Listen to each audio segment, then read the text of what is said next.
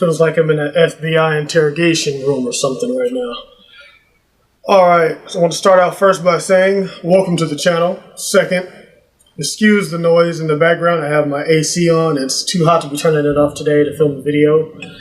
I want to really quickly give you an overview, a real-world perspective on bulking and cutting. Not so much as cutting, but how to stay lean while you're bulking. It's very simple. I don't like to give you things in a very complex manner, even though I do like to give you very complex and elaborate, tips. I dig really deep. I want to keep this real quick and real simple, so I'll try that today. Try not to ramble on and give you too much information, no information overload. So what I'm doing personally, because I've been on both sides of the spectrum, I've been extremely skinny and extremely overweight. I've cut and I've bulked. So there's a difference between just getting overweight and just like not caring. Like I've been there before. I've just like eat without even giving a care about anything. It wasn't even for working out, it wasn't even for bulking. It just happened. And then I've lost the weight. So you learn something in there. And then I've decided to go back into bulking, working out and putting on the weight, dirty bulking. Putting on more fat than you need, because what I've learned is it doesn't matter how much fat you put on. You're going to gain the same amount of muscle whether you put on an extra 10 pounds of body fat to go with that, to help give you the strength and to build that muscle, to put yourself in a caloric surplus, or if you put on 20 pounds of body fat, 25 pounds. I've seen people on here, they go crazy and they'll go from they'll put on 30, 40 pounds of body fat in a bulk. Now it's cool because you get to eat whatever you want. But at the end of the day, when that bulk is over and you hit that year mark, you're going to have to cut off so much fat that you're going to lose a lot of that muscle, because now your body's in a caloric deficit and you're stripping those nutrients. You're going day after day after day, not getting in the calorie requirements. You're not even hitting maintenance. You're going to have to be at a deficit. So being in a deficit, the longer you're in the deficit, the more risk you're going to put yourself at of losing more muscle. So in order to prevent that from even happening, you're going to have to keep your bulk in check. Now, for me, I'll stand up and show you real fast. Most videos that I've been putting up, like you can still see the abs. I've slowly put on a little bit of body fat. I'm keeping it in check. Now you can still see my abs. You can still see the definition, but just not the same.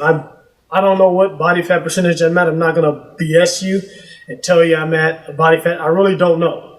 I'm going by look, by what I see in the mirror when I look at myself. So, the abs right now, you can see the thickness of my waist. This is me flexing. You can notice here, some of that definition is gone. A lot of that definition here is gone. But you can still solidly see the abs. I can still just take my shirt off, go outside, and have that look. I've always had big chest muscles, tons of bench press. But you can see, still aesthetic, still ready, you know what I mean? I can go outside and still feel comfortable knowing that I still have muscle definition. And, so for this bulk, that's my focus. So I want to give people a perspective and a guideline that you can use that I'm using right now. So I'm keeping it, let's just say, 12, 13% body fat. There are some body fat enthusiasts out there. You might be able to just kind of like gauge and see where I'm at. Hey, that's cool. But I'm guessing 12, 13%. So I want to keep it here. Now I'm at the optimal level where I'm noticing I'm going in, I'm putting on the heavy weight again. The chest muscle, that thing is good. I'm putting on the heavy weight again. I'm throwing it up. It's a slow progress. It's a slow process because you have to gauge how many carbohydrates you need. You don't want to just completely rush into it and just jump back into caloric surplus. You want to kind of ease your way back into it. It's like if you were going on a cut, you don't want to just one day go from eating a certain amount of calories and just dropping off. You want to kind of ease your way into it and then hit that drop off. And then you just ride that out. So right now I'm feeling the strength coming back. I'm going to be posting some videos soon showing me doing the commentary like I'm doing now with the gym footage. But right now, I just felt like giving you guys an overview of what I'm doing, keeping more progress, or giving you more in-depth of a look at my progress and what I'm doing. Because as you can see, I have changed the videos on the channel around just a bit, just to keep it a little diverse. I didn't want to bore everyone out by doing the same thing over and over and over. It gets boring. And the channel is more than just me giving you information and tips. It's also a way for me to entertain you. Now, I'm not one for the vlogging thing, but you know, I do what I can to entertain you guys, to give you guys cool VFX and all those things. So this video here is just a quick overview to keep those calories at I'd say a lean bulk phase. There's really no term for it. Call it lean bulk, clean bulk, whatever. I would say carbohydrates, they're a must. Like, I'm really thinking about this. I'm not just BSing you guys right now. Like, I'm really thinking about this. Carbohydrates are a must. What I've learned as a trainer from my years of doing this, ups and downs, mistakes and triumphs, carbohydrates are key. Now, what you want to keep at maintenance, you got to get your protein in. Now, you don't need all that protein that people are saying you need. You don't need to eat 200, 300, 350, 400 grams of protein per day. Your body doesn't metabolize all of that. It just turns it into excess energy. It turns into fat. That's all it does. Anything excess, when it comes down to it, it turns into fat. It doesn't turn into anything else, and fat doesn't turn into muscle. That's another thing I hear a lot of people out there saying, I want to turn this fat into muscle. No, you lose fat and you reveal the muscle. But while you're in a bulk state, that's when you put all your muscle on. That's when you go in the gym and you have your most energy. So for me, at my optimal range where I'm looking aesthetic, but have the most energy, is where I'm at now. And to keep it in check is to keep your fats at a very low state. You want to keep your fats, it depends on how big you are. But for me, for my size, I want to keep my fats at around 55 to 60 grams per fat per day. Maybe 70, depends on the day, but I don't want to go, you know, it's going to fluctuate. Some days it's 65, some days maybe 70, but you want to keep in a certain range. It all depends on the foods you eat. Some foods have more fat than others, but you don't, you know, at my size, you don't want to go and eat 100 grams, 150 grams, 200 grams of fat per day, because that's all that fat does is just, it regulates your hormones, having the fat, but you get your hormones regulated from having a decent amount of fat. Getting in extra fat doesn't give you this hormone boost. Once your body realizes you're getting in a decent amount of fat, your hormones are going to do what they do. I don't want to get too deep into that because I know if I start talking about it, this video is 20 minutes long. The carbohydrates are the energy, as you all know. Keep your carbohydrates as high as possible. You want at least 75% of your calories per day to be carbohydrates. A nice portion of that is going to be your protein. And then the rest, you save that for your fats. You're going to stay in this ratio. If you keep your ratios right, you're going to be able to eat consistently. You can have a variety of foods, but you're not going to be at risk for putting on a lot of body weight. So if you do wake up in the morning, I do want to say this, you do wake up in the morning and you notice that your face is like a little bit more plump than it normally is. That's because the sodium you eat. When you wake up in the morning, especially that last meal of the day, if it has high sodium, you're going to wake up in the morning, especially if you drink water throughout the night like I do. You're going to notice your face is a little bit more fat, a little more plump. That's just the water being held in there by the sodium. As the day goes on, that's going to go away. So, yeah, take from this video, I'm a little cryptic right now on my explanation, and I can feel this, I can sense it. Just, you know, take this information, watch this video, rewind it, go back. I gave some very solid tips on what you need to do to keep your body fat at a minimal level. Like I've said 1,000 times, it doesn't matter how much fat you put on during your bulk, you're going to gain the same amount of muscle.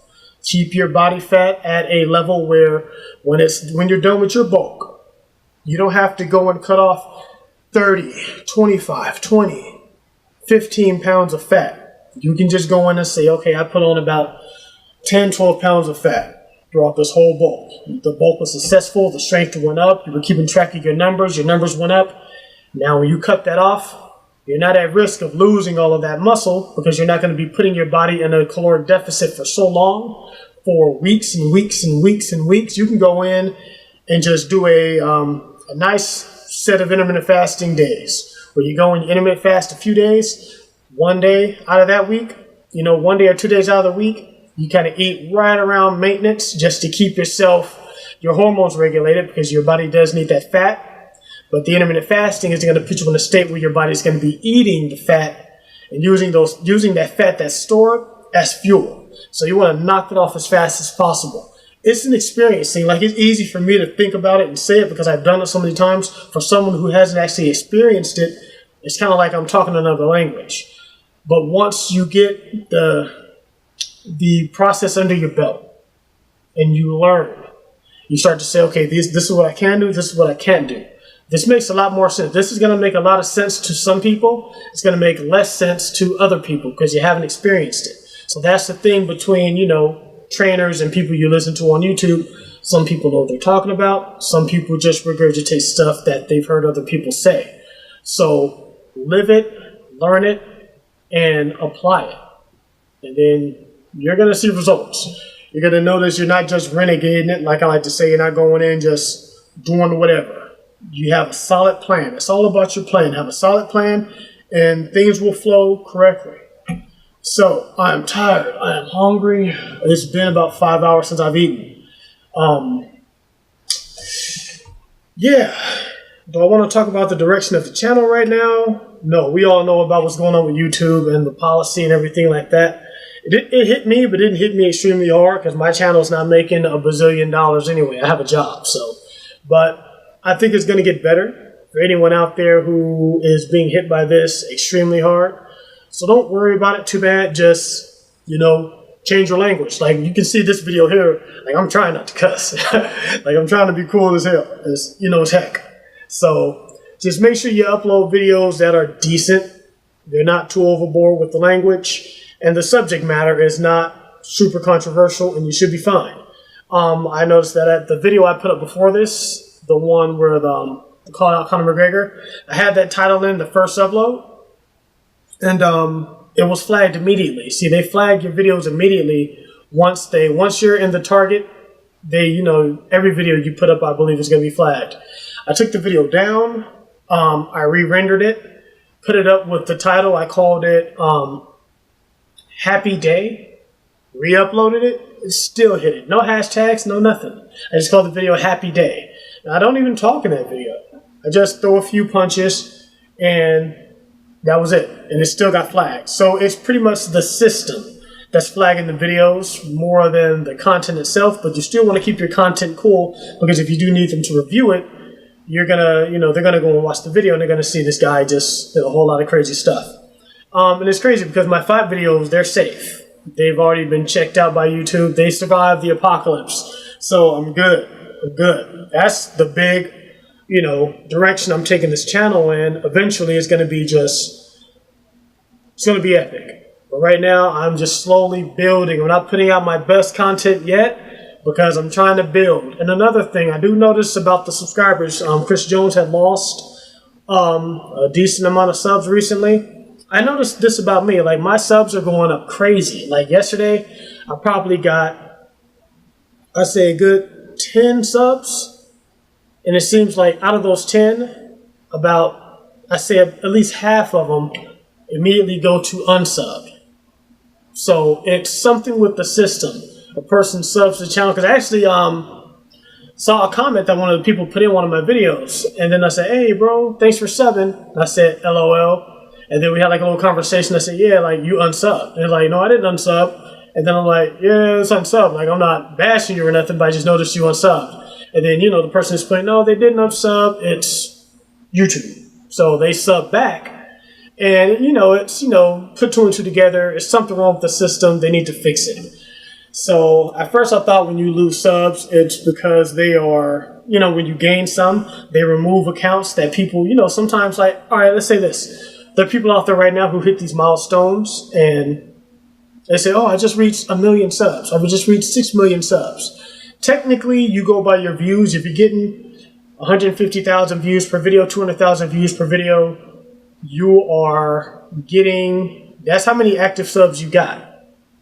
Maybe even less, because you might get people watching that aren't even subbed. So some of those, say you might have 2 million subs and you're getting 1,000 views per video, 180,000 per video. You have to say some of those are active subscribers who just religiously watch your videos on a consistent basis. Some of those may be outsiders who just stumble across your video in the sidebar. So you technically don't have 2 million subs. You only have 180 or 160,000 active subs. So what YouTube does is they remove those accounts that aren't active. Because let's say this, you've had a channel for 6 years. Over 6 years, you've accumulated 6 million subs. You don't have 6 million views every time you put up a video.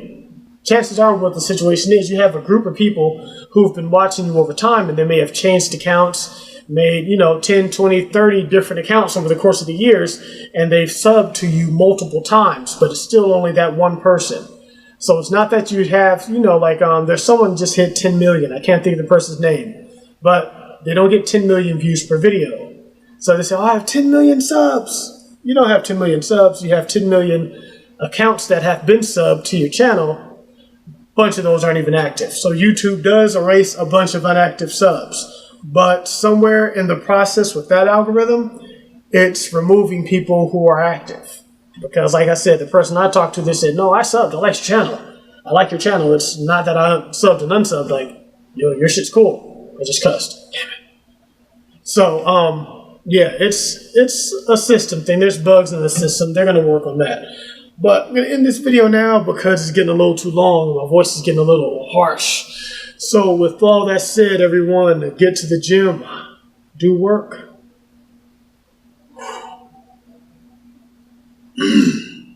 Muscle up.